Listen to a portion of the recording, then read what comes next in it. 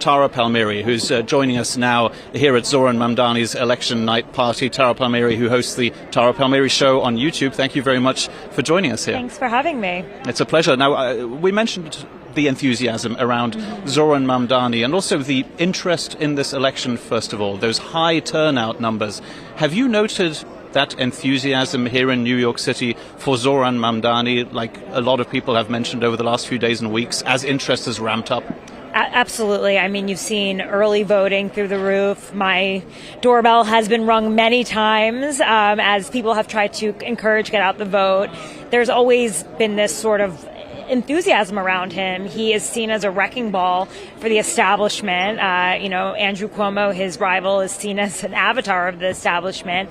And he has just brought this enthusiasm for progressive politics back to the city after, I think, an electorate pretty disillusioned by Eric Adams and his tenure, and really hoping for more programs that, people in this city who are struggling with affordability can enjoy, so that the city can be for strivers, not just for the hedge fund types, for the Wall Street titans, that people who come here to dream can have a chance. And so you're seeing a lot of young people coming out, and they're the ones who are really hitting the streets and the pavements for Zohran. And I haven't seen anything like this, even from Bill de Blasio's campaign, even though he ran on a very similarly progressive agenda.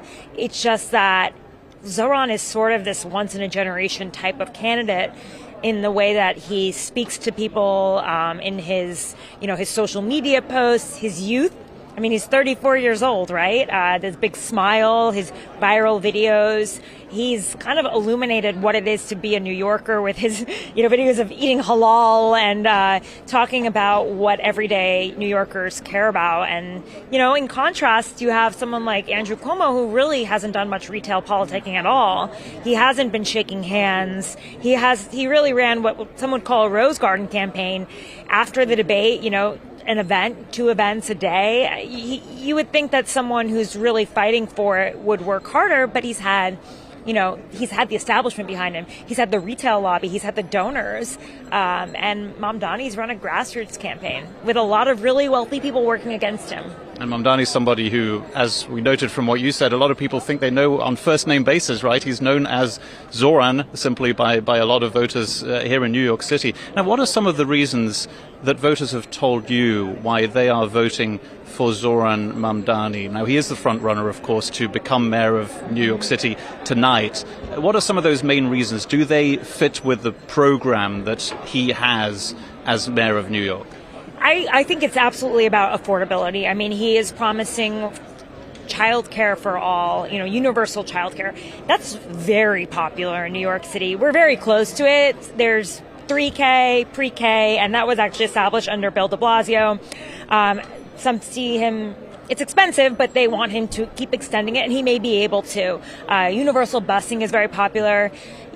City-run groceries, it's never been done before. I mean, they tried to do it in Kansas. It didn't work out too well in Kansas City. But if New York can't do it, he's only suggesting 5. He does say he wants to raise corporate tax rates and the tax rates on wealthy individuals, but that would have to go through the state. And I don't think that Kathy Hochul would do that in an election year. She's the governor and she's up for reelection. But I do think she's going to be supportive of a lot of these progressive ideas, because it was New York City that really helped her squeak out a win against Lee Zeldin in the last race. And she's going to need progressives to help her get over the line in the next election. So she needs Zohran Mamdani. And that's why you saw her campaigning out there with AOC and Bernie Sanders recently. And then there's Kathy Hochul, this kind of center-left Democrat. It was a little odd, but she's clearly aware that she needs this constituency to win.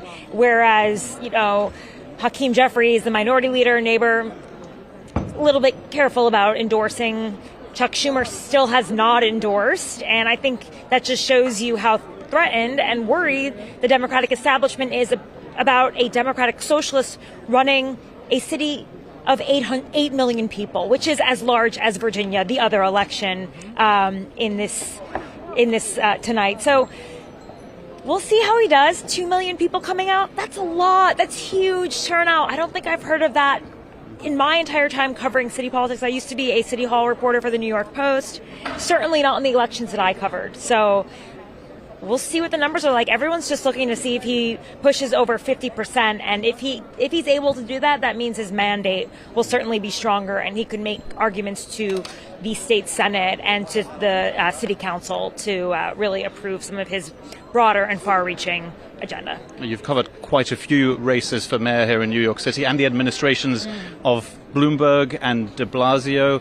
In how far would you say this race, this time around, is different to other mayoral races that you've seen in this city? I think by the third term that I covered for Mayor Bloomberg, people were a little bit over it. He had to spend a lot of money. He ran as an independent. They sort of begrudgingly took him for a third term, right? There wasn't a sort of enthusiasm. When I covered Bill de Blasio, I think there was excitement, but I think, he leaned into having a biracial family, and that was kind of cool and different. Go with the fro was his campaign based on his son's fro, and he had this very progressive agenda as well. But he didn't really spark a national interest in the way that Zohran Mamdani has. And so I think what you're seeing right now is just like a surge of youth vote. And there's the other part about it is that Zohran Mamdani is very controversial because of his stances on Israel, right? He said that if Bibi Netanyahu, the Prime Minister of Israel, comes to New York, he will arrest him for being a war criminal. This is a very controversial stance in New York City, a city where Bill de Blasio went to visit Israel. Andrew Cuomo has gone to visit Israel. Mayoral candidates are asked whether they will go to visit Israel. And it's interesting, when he was asked during the debate if he would go to Israel, he was like, I'm the mayor of New York. I'm not going anywhere. I'm staying here right now. But, it's a difficult place to have that sort of position. And he was, literally protesting outside of Chuck Schumer's house in support of the Palestinian people. And it's some of his comments in the past have made a certain white ethnic group of Americans in New York City, New Yorkers, uncomfortable with him, and have, I think, kept Andrew Cuomo in the race for as long as he's been running on an independent line. Well, certainly a race that's being watched very closely. We'll hear more from you throughout the night. That's Tara Palmeri, who hosts the Tara Palmeri Show on YouTube. Again, we'll be hearing a lot more throughout the night on this mayoral race here in New York City. Again, we do expect to hear from Zohran Mamdani, the 34-year-old state assembly member, on stage here at the Paramount Theater later tonight. Of course, after polls close, that's at 9 p.m. A lot of journalists here, of course, and among them is Tara Palmeri. She's the host of the Tara Palmeri Show on YouTube. Thank you very much for joining us again, Tara. Thanks for having me. Now, it's time for us now to digest this news now. It's not a surprise that Zohran Mamdani is now projected to become the next mayor of New York City. But what is your initial reaction? Does it take you back a few months to that moment when it looked like it was very improbable that he could become mayor of this city? I mean, it was such a dramatic upset. That primary, he beat Andrew Cuomo by 13 points. And I think that really rocked the Democratic establishment. And they've all been bracing for this moment right now.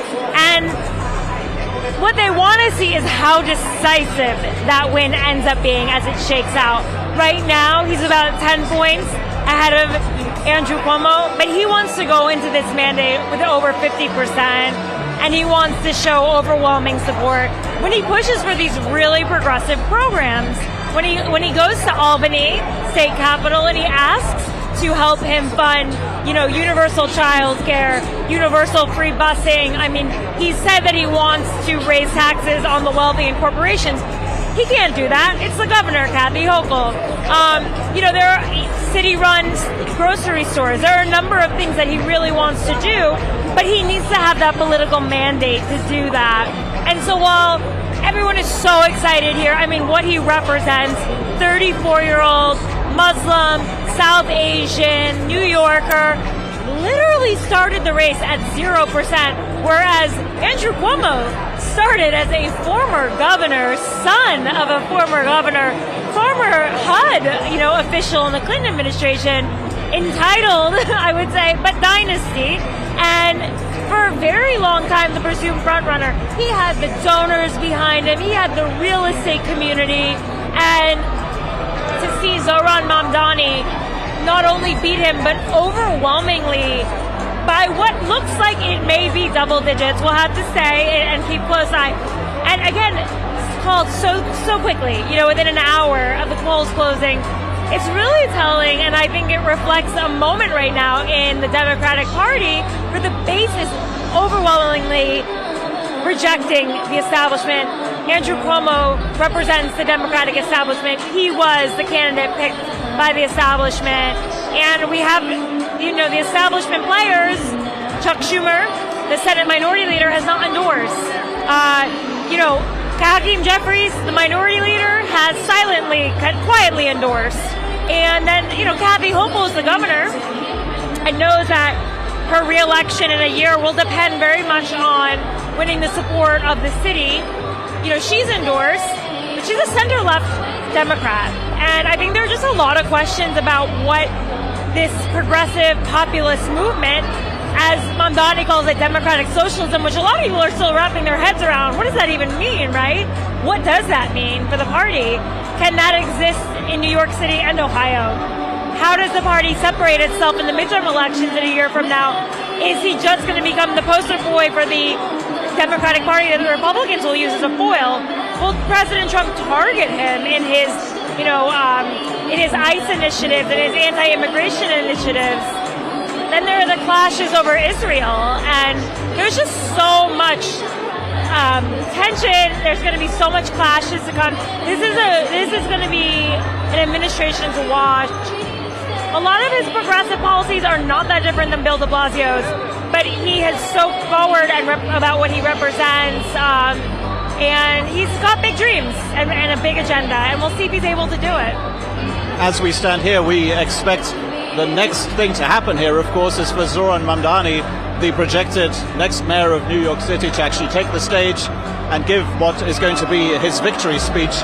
Now, for his supporters, who are, some of them still coming into this theater here, and who are celebrating now, what is maybe the first thing that they want their new mayor, who will be inaugurated in January, what is the first thing that they want to see him do out of all those promises he's made, out of all the things that maybe you might consider unrealistic, and that certainly a Republican president might consider unrealistic?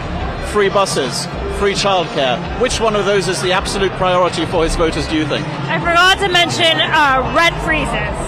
And I think a lot of people would agree with Jimmy McMillan, the former mayoral and presidential candidate. The rent is too damn high in New York City.